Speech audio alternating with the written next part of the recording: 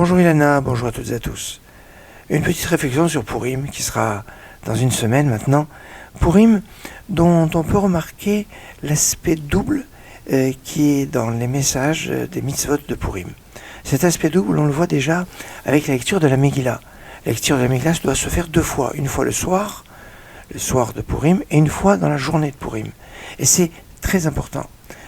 D'une façon générale, quand on fait le mitzvah pour un jour de fête, on ne fait qu'une seule fois, on sonne du chauffard. Alors, plusieurs séries, certes, mais on ne sonne pas le soir et le matin, on ne sort que dans la journée. De la même façon pour le loulav. La plupart des mitzvot, on les fait une fois. Le fait de cette répétition soir et matin nous fait penser au schéma Israël. Le schéma Israël qui est aussi une mitzvah que l'on répète le soir et le matin. Et donc il y a ici cet aspect double. Mais cet aspect double va pouvoir aussi se remarquer dans l'association des mitzvot. En effet, la lecture de la Megillah va être reliée avec l'autre mitzvah de Purim qui est Matanot Levionim, les cadeaux pour les pauvres.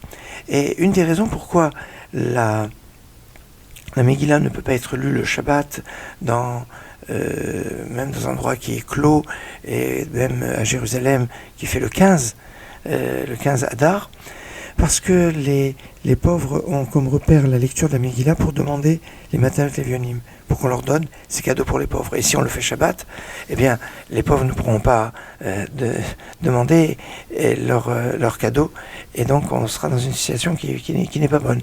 C'est pour ça que la Megillah est reliée avec Matanot Levionim, comme on le voit quand, justement, le 15 Adar, autrement dit Shushan Purim, le Purim célébré à Jérusalem uniquement, s'éclate en trois moments. Puisque le Shabbat, on ne peut pas faire des cadeaux pour les pauvres, ni s'envoyer des cadeaux, et ni lecture de la Megillah, pour un certain nombre de, soit parce que c'est lié avec les cadeaux pauvres, soit parce que, de peur qu'on transporte, c'est la raison la plus connue, que l'on transporte la Megillah. Ainsi, la lecture de la Megillah et les dons pour les pauvres se feront à Jérusalem, aussi le vendredi, dans le cas où Purim est vendredi-samedi, samedi à Boa Shoshan, et on voit que la lecture de la Megillah est liée avec les cadeaux pour les pauvres. Alors que Mishloach Manot, s'envoyer des cadeaux des personnes l'une à l'autre, est une chose qui est reliée avec le mishté, avec le festin.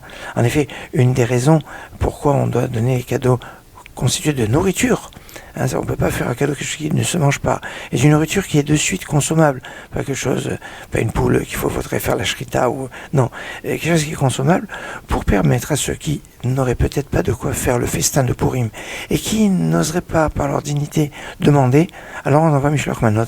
Et d'ailleurs, dans le chapitre 695 du Shulchan Aruch, les deux sujets, les cadeaux pour les uns aux autres, et le mishté et le festin de Purim, sont mentionnés ensemble, comme quoi qu'il y a ici ce lien entre Mishloach Manot, s'envoyer cadeaux les uns aux autres, et le mishté. Et d'ailleurs, dans le cadre de Purim Meshulash, quand le 15 Adar tombe Shabbat, eh bien les cadeaux pour les uns pour les autres, ainsi que le festin se fait le dimanche, alors que c'est le vendredi qu'il y avait eu la lecture de la Megillah et les dons pour les pauvres.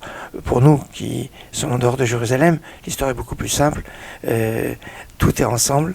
Jamais le 14 Adar ne peut tomber un Shabbat et on n'aura pas cette problématique. Excellente journée.